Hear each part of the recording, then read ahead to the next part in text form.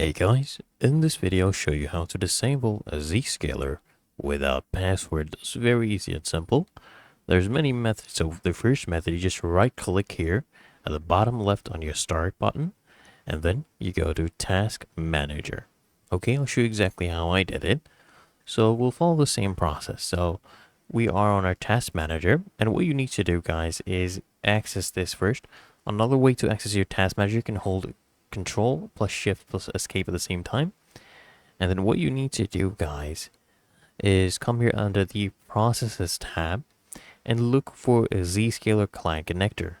Okay, I've already disabled it, so I'll just give an example. Let's say this is the one right here. It is the Zscaler client connector. You just right click on that, and then you click on End Task. So you can click on it here, and then come and click on End Task here at the bottom, okay?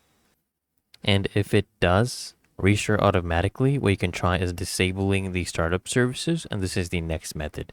So usually it should not restart automatically, but if it does, what you do is you press Windows plus R on your keyboard. Okay, so this is run. You see this run? You can come here and then you just type this in, okay? Services.msc. And then go ahead and click on OK. So this should open up your, Windows Services section. So what we'll do, guys, is once we have that loading up, we'll have a list. Okay, we need to look for the Zscaler client connector in the list. I already disabled it. Now, once you find it, just go scroll down where it says Z and look for the Zscaler client connector. Let's say, for example, it was this one, right?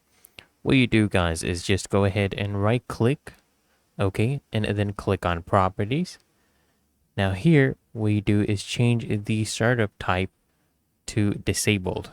Okay, change it to disabled, click on apply, and then click on OK. And then what you do, guys, is just restart your computer, okay, to apply your changes. And it's really that easy and simple. So I hope this guide provided a value to you. And if it did, consider smashing that like button, as well as subscribing to Smart Solutions. And I'll see you in the next one.